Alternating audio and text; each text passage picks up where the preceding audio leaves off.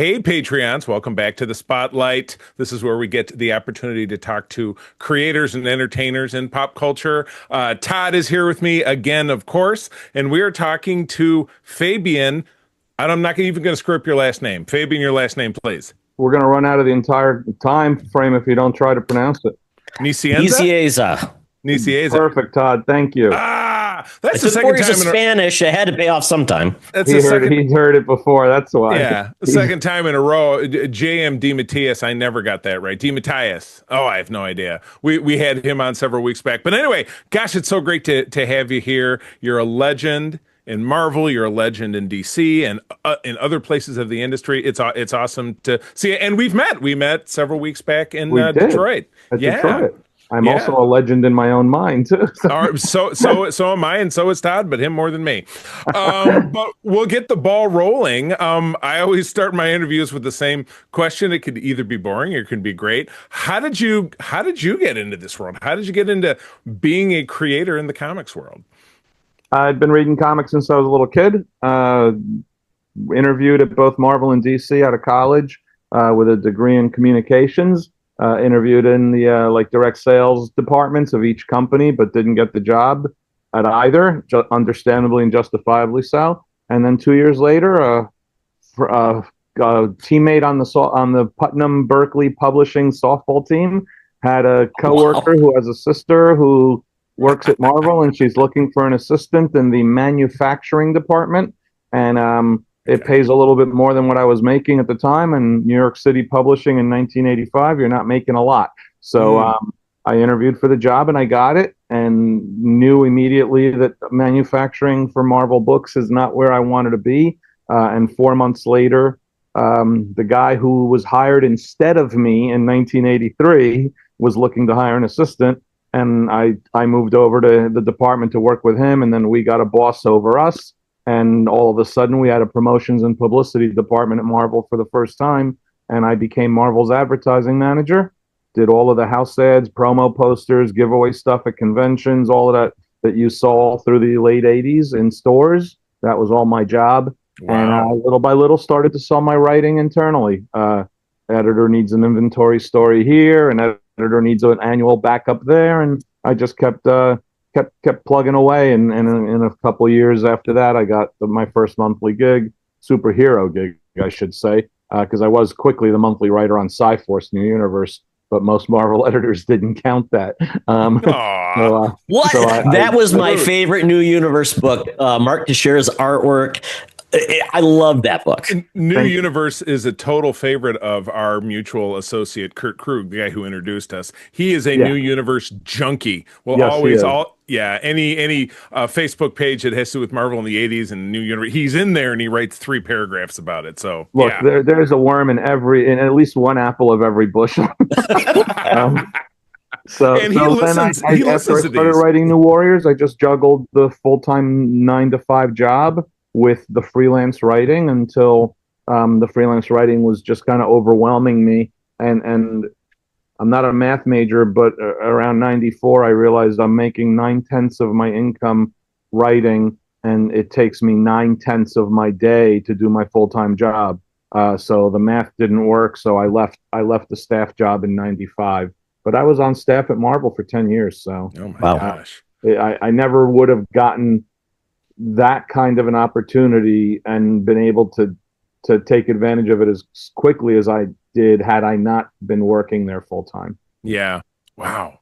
Awesome. So you hacked away. It was elbow grease, and you just kept working and working. In my experience, the stories are usually roughly the same. It's a combination of ridiculous hard work, a little bit of talent, a lot of savvy about managing and how to negotiate people, and a lot of luck.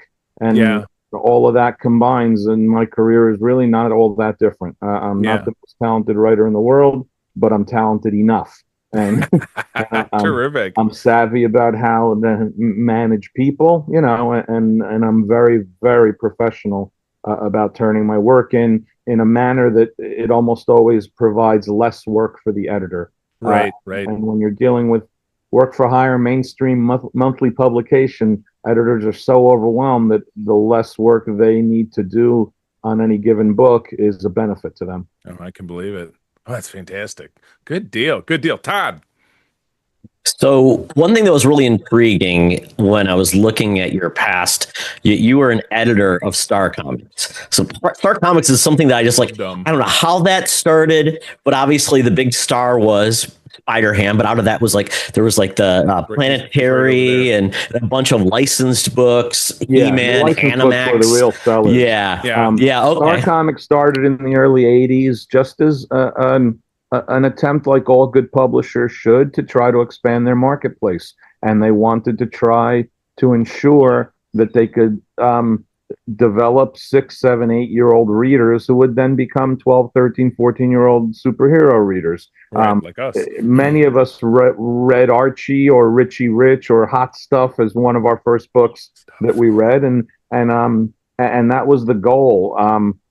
It never sold well. Some of the licensed books sold very well. Like Alf was always a really solid seller. It ran for 50 issues. But I inherited the line when the line was kind of petering out based on its original mandate. It no longer really had original content created that Marvel owned, like you said, Planetary, Spider-Ham. It didn't have that anymore. It was almost exclusively licensed stuff. So I inherited a few titles, all of which were ending, and we were launching Barbie and Barbie Fashion and Ren and Stimpy, and a few others. And I had offbeat stuff like Bill and Ted's Excellent Adventures, which you really can't categorize as a kid's book. With Evan Dorkin as a writer who was amazing. With the phenomenal Evan Dorkin. Was that also, if I can interject, the Kid and Play comic? Because I did Kid and Play also. I did William Shatner's Tech World. I did a Hook movie adaptation, which was one of the craziest working experiences of my life. Oh my gosh. So a little bit of everything. We were originally going to do a Terminator comic book with Cameron's input, and we even met with him out in California, believe it or not, the day of the LA riots. Oh my God. But the deal never we went straight from a meeting with Cameron through the area that was going to have riots happening in it just an hour and a half later, 2 hours later. Then we had dinner with Stan Lee that night. It was me, Tom DeFalco, and Mike Hobson, the publisher. We had dinner with Stan Lee that night. We had to drive him back to his house early because the National Guard was starting to close down. Oh, God. Wow. So we were right by the Beverly Mall, our hotel. So we went back to our hotel as they were cordoning off blocks with military personnel showing up, National Guard. They had tanks out to protect the Beverly Hills Mall. So that was our enjoyable night during the LA riots. Oh my gosh. So So I did a lot of that. Ren Stimpy was one of our best sellers, quite frankly. It sold 300,000 copies a month, and introduced. I think I still have that first issue with this. I think it was a smelling cover. The smell thing. Yeah. Introduced Dan Slott to comic books because he was my intern, and I hired him to write the book.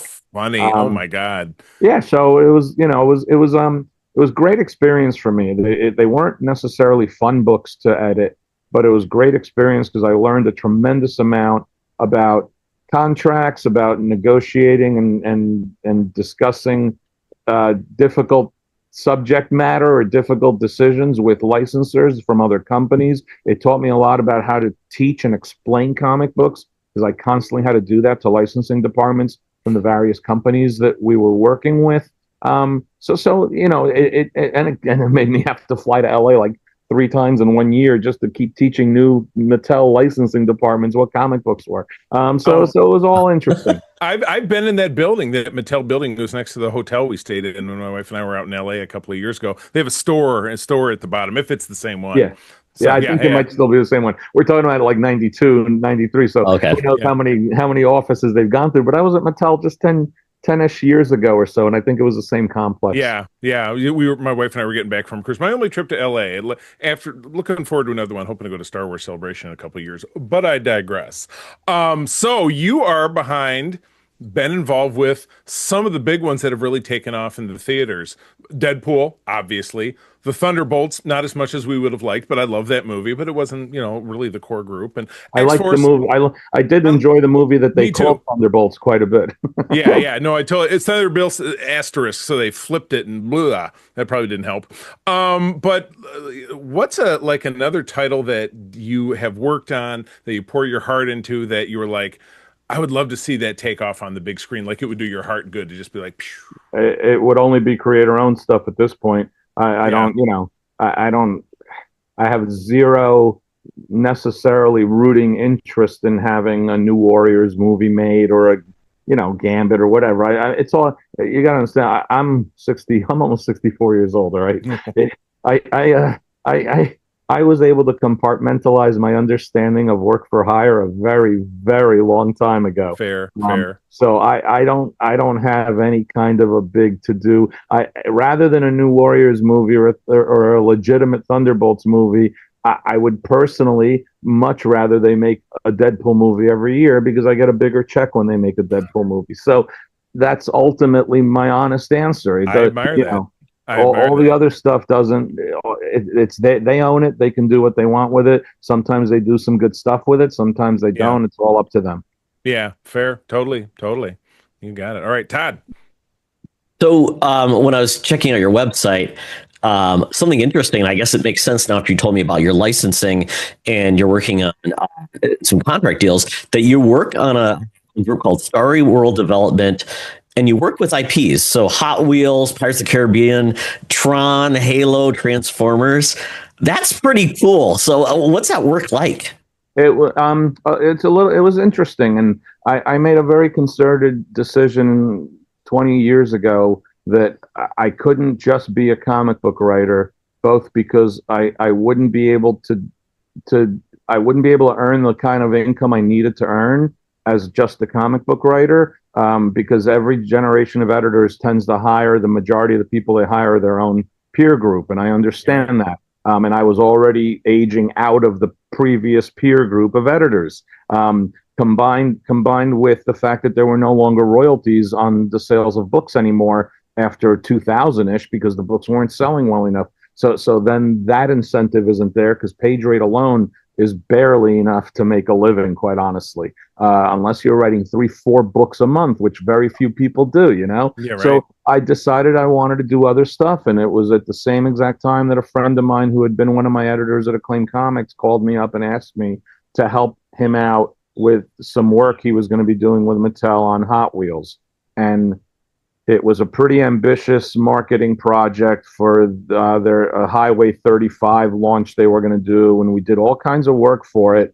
And that turned into a business opportunity to do the same kind of work for other companies. So it ended up becoming part IP management, consultation, and new content development, or at least content road mapping, showing the franchise holders where they can take the content, how they can extrapolate it. And the Hot Wheels stuff ended up getting us a job at Disney working on Pirates of the Caribbean, and with pretty much really top level executives. Like the fun part about it is that we didn't come in at the bottom. We were getting hired and having meetings with the very top level executives. And I mean, like Amy Pascal when she's running Sony, and Tom Roth when he's interviewing us about to do something at Universal. So it was big wig stuff, and we were on set a lot of the time, interviewing a lot of the creative shareholders, whether they be actors or producers or directors or writers. And then we, depending on the individual job, we'd consolidate the work. And like Pirates of the Caribbean was over 800 pages of material that we developed for them. And we developed a whole Bible for them. It was almost like a cross between a DK encyclopedia and a marketing content guideline. And we did it for a lot of movie companies and a lot of toy companies.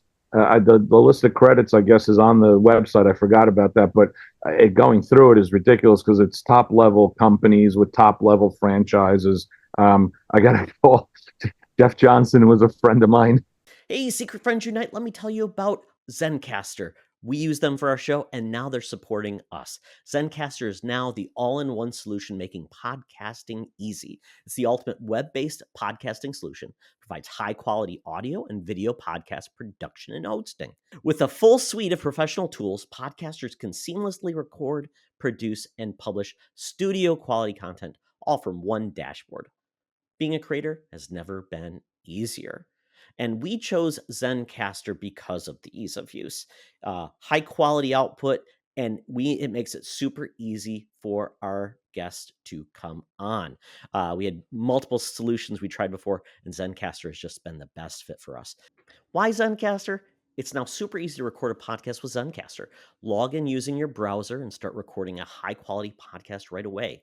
Record studio-quality sounds and up to 4K video with your guests. Feel a sense of zen knowing Zencastr's multi-layered backups ensure you always have your recordings in the highest quality, even if the connection is unstable. Have you ever worried what you sound like? Zencastr's post-production process makes you sound buttery smooth. It automatically removes those ums and ahs in your recording. It removes those awkward pauses in conversation too. Set the right podcast loudness and levels while reducing background noise with the click of a button. So if you're interested in making an easy, high-quality podcast just with the click of a browser button, go to zencastr.com/pricing and use my code SFU1. You'll get 30% off your first month of any Zencastr paid plan. I want you to have the same easy experiences I do for all my podcasting and content needs. It's time to share your story. Now back to the show. From my comic book days, was working as a storyboard artist on the Transformers, and we had worked with Mattel on the Transformers. From the 80s on the Transformers Bible. At one point, when they were doing a relaunch plan, they were trying to consolidate the differences between the movie and the cartoon, and they wanted to make the cartoon its own consistent, cohesive thing apart from the movies. So he was working on one of the animated series, and they were using our Bible. They called it the doorstop because the Bible, Hasbro didn't pay us to do a full color book and digital guide like we had been doing for other companies. We were producing these gorgeous coffee table sized books, but only like 50 copies of them. And digital, everything was digital. So they had PDFs of everything in full color. We had graphic design on them, the works. I mean, if you saw this stuff, it looks like a professionally done coffee table book from a publisher. But Hasbro didn't want to pay that money. So all they did is print out like 600 pages of Transformers stuff. And they gave it to all the storyboard artists in these big rubber banded bundles, and all of them had to have it because it had all the characters, all the identities, all their information, a visual of them, all the weapons, all the vehicles. It had everything. So Jeff had it at the bottom of his desk, like a book stop, they called it. Keep the desk from falling over. Yeah, and I did that consistently along with other stuff on the side here and there for 15 years. It kind of petered out a bit right before COVID, and I started to want to do other things. When I wrote my first novel, I shifted my direction. So they're still doing stuff, and I'm open to do stuff with them because they've been friends of mine for 20 years. But nothing's clicked yet. We thought we almost had something happening with Jerry Anderson's company out in London. For all the what's it, ITC? What's it called? Jerry Anderson did Captain Scarlet, and he did all those. Is it like the marionette puppets? Yeah. Was it the company that did all of that? He also did Space 1999. He's produced a lot of shows. He is still in working with one of the. It's not BBC. It's a different British production company and network, I think. But it doesn't. And I was going to do that because I wanted to jump in on that one. That would be fun. But it didn't interest me that much. The last thing I worked on with Jeff and Mark at Starlight Runner was Ultraman, which they're still working on to this day. They're doing stuff. A lot of the Ultraman stuff you've seen happening in the States in the last 5 years or so is really a result of Starlight Runner and a licensing guy out in California, along with Toho Studios in Japan. Wow. Yeah, I think there's a Netflix series. Is that what it's based on? That was Toho making a separate deal, but now Jeff has been engaged in consulting with them. But the comic books you saw out of Marvel, the stuff they're doing, all of that stuff was being fomented here. A whole bunch of live shows that they're doing now more often. They took this live show concept that they do in Tokyo in Japan on a regular basis, and they're trying to export it to the different places here. Yeah. But I'm not a huge Ultraman fan, so I sort of like did. Yeah. I did the work for about a year. I knew it as a kid, and when it was on reruns on TV. I don't want to keep working on this. Isn't he the silver and red guy? Am I thinking? Yeah. Then he goes like this. Yeah. Yeah. Yep. There you go. So it's kind of like you can. Charlie, man, anybody who has as many little toy figures behind them as you do has to know all of this stuff. I was about to say I have the Japanese Spider-Man figure. They made him for Marvel Legends a couple of years ago. He's back there. You can't quite make him out, but I swear to God, he might be in the front of that top row. Not 100% sure. But back to Marvel, because I'm always back to Marvel. When you and I were chatting at Motor City, we were talking about Star Trek because that's my life, and we were talking about Enterprise trivia. You did great, by the way. I think you might have missed half a one. But my wife and I were there to do Star Wars trivia, which is how we ended up talking about it. But you were telling me that in like 96, 97 is when you were departing Marvel, and you didn't get your chance to connect with, they had the license at the time for 2 or 3, maybe 3 or 4 years. I think something like that. Yeah. Before IDW took it over. Now, I was reading in Memory Alpha or somewhere while I was researching you that you have a brother who's also in the business. He was associated with that, wasn't he? Yes, he was. Wait, did he write? Did he write or did he edit one of those books? He wrote some of it.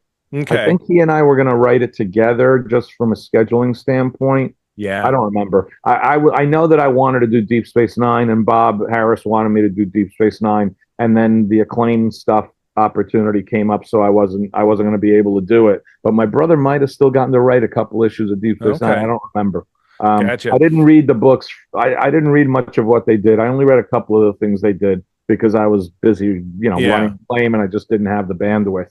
And it's funny, I probably haven't read them in almost 30 years, but I collect them because I've sold comics. And that's what I was doing when I saw you at Motor City. I look for old out of stuff print and print stuff. Did they ever do trade paperbacks of that?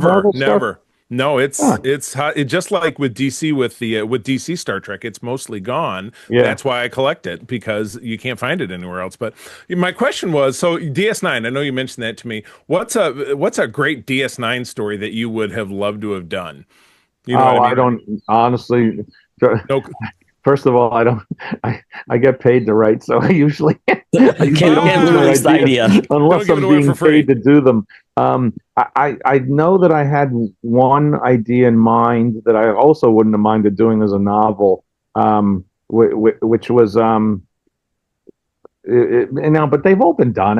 There's almost no Star Trek ideas that I'm going to bounce off you. You're going to go, oh, that's original. No, you never know. It could happen. At the time, I really wanted to do a religious storyline that would call into question the Bajorans' faith in what they believed in, and call into questions what they thought was the emissary. I'm pretty sure.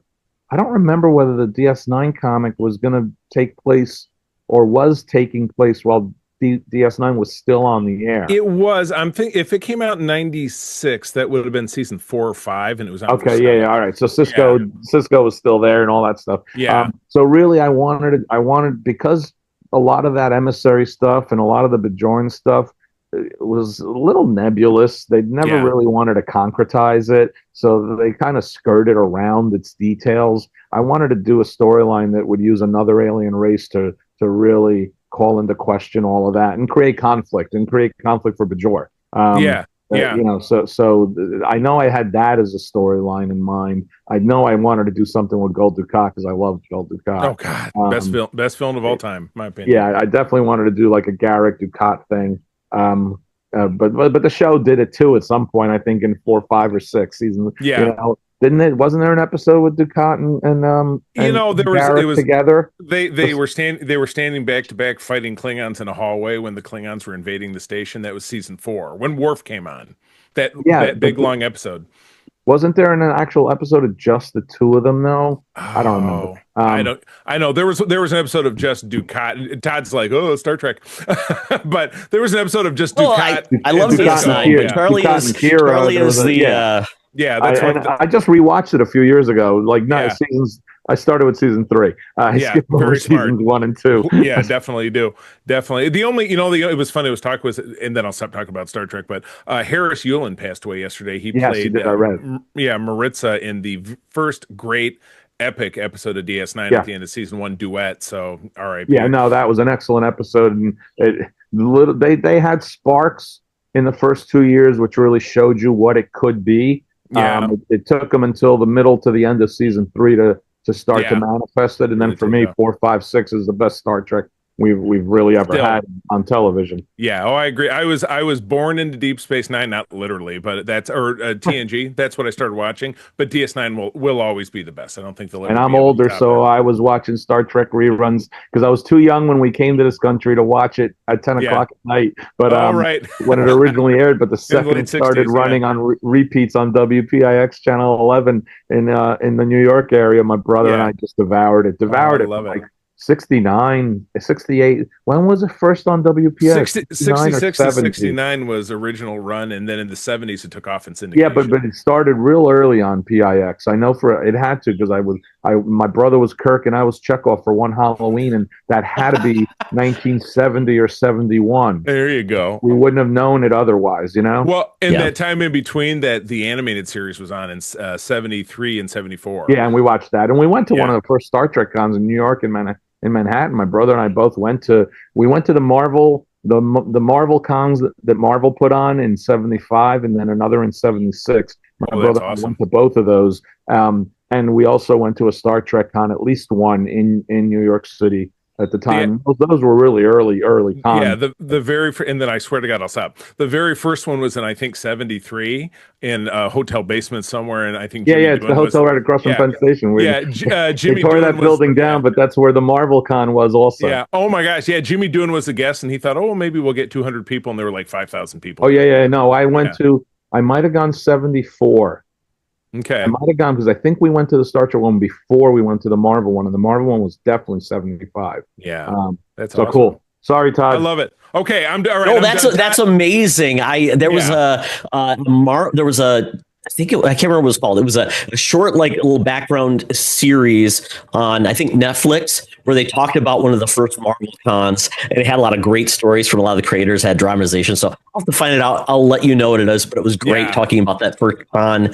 Very cool. My great Marvel con story is they had all the guests that were there were editors or writers at Marvel. Were on a row of tables, and you had your program book, and you just walked down the row, and each one signed it. And I didn't know who half of them were because a lot of them didn't have pictures at the time. And also some of their names were illegible when they signed it, which made me think, even at 10 years old, 11 years old, that I'm going to make sure my autograph is legible.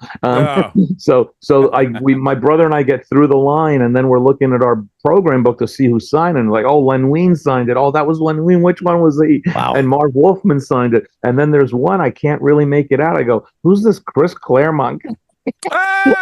We talked to him a couple weeks ago, actually. I think it was just as Giant Size X-Men was coming out, but he wasn't writing it yet. And I didn't know Chris's name from War is Hell, which was the book he was doing at the time. But within a month or two, when I saw his name in the X-Men credits, I go, that's the guy who signed the book. Yeah, right. Oh my gosh. Wow. That's awesome. Well, Todd, last question is yours before I do the wrap up, so that we don't get chopped here. Yeah, this is more of a recent book you just put out, and this is Godzilla vs. X-Men. It just came out last month, and it's funny because obviously Godzilla has been everywhere forever. And when you're doing something like that, I always wonder, I'm like, is it in continuity? Does it matter? Is it just, this is a kind of just come up with the craziest story you could come up with? Like, when you work on something like that, when it's two properties, but, different companies own it, what's your approach to something like that? They had pretty specific parameters they were going with. Okay. Gotcha. They were sticking to specific Godzilla continuity. They wanted to do it by the decade. So there's a 60s book that was done, so the Marvel characters would be as if it was the 60s. They did a 70s one. I think that the Spider-Man one was the 80s one, because he might have been in the black suit. Oh, that's my Spider-Man. They wanted 90s to be the X-Men, so it's the 90s version of Godzilla and whoever he was going up against design-wise or style-wise. and the 90s X-Men, which I had written, but they wanted it to skew closer to the cartoon kind of approach. So basically, I did it as if it were a Godzilla appearing in an animated episode of the X-Men. That's all I tried to do. Oh, nice. And that was it. So they had parameters for all of them. I didn't read all of the plots that the other guys had done. But I just knew that there were kind of rules in place. So the material that Toho sent me was 90s stuff. It was 90s Godzilla stuff. Rubber suit Godzilla. Yeah. Yeah, Love it. They don't think of it as Rubber Suit Godzilla, though, Todd. They think of it as Godzilla. Yeah, come on, Todd, now. That's true. That's true. We can't apply our I standards thought to of it as Rubber Suit Godzilla since I was 11 years old, but Yes. they think of it as Godzilla. Just because that's right. what it is doesn't mean that's what it is. I mean, come on now. Respect the material, as they would say. Respect the material. I say I'll throw this to Todd. We'll read that book and we'll talk about it on one of our spinner rack because we have a Patreon comic book show. So I think that's going to be one.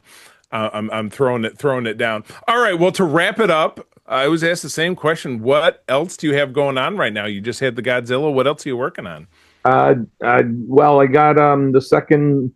Oh, first up is a really fun story I wrote for Savage Sword of Conan for Heroic Signatures and Titan Comics. It'll appear at the end of this month. It's a Cull backup story drawn by Sean Chen. So the lead story is a Conan story. It's by written and drawn by Patrick Zerker, who's an old friend of mine and coworker. And then I have the Cull backup story. It's the first time we've seen Cull in this new Titan Comics relaunch with Heroic Signature. And I had a real fun time because I never got to work in really a lot. I co-wrote one issue of Conan with Kurt Busiek a while ago, but it was really more Kurt than me. So one of the first times I got to work in the world of REH, and I really enjoyed it because I've been a reader since I was 11, 12 years old. So I really liked it a lot. That comes out at the end of this month. It's Savage Sword of Conan number 9. We are working on the second arc of the Free Agents series from Image, which is Kurt Busiek and I co-writing and Stephen Mooney drawing. Ironically enough, just a couple hours ago, Stephen Mooney delivered the entire first issue of art, which technically is issue number 8. So the second arc will probably appear, I doubt late this year. I don't want to push it. Probably very early next year. Okay. Cool. And then I signed a contract, and it was just announced today in Publishers Marketplace for a new novel. So my third novel will be coming out from St. Martin's Press. I guess a little while after I actually write it.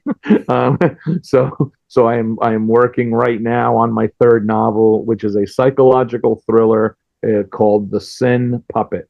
And it's about a guy who has had amnesia since a car accident when he was 16 that took the life of his family, and he spent the last 20 years trying to create a technological way to retrieve his lost memories.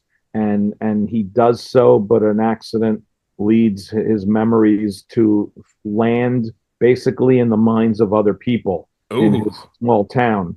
And what he did not know, because he was an amnesiac, is that those were all memories best left forgotten. Oh my gosh! So what happens if you retrieve the memories of a really, really bad person who was you?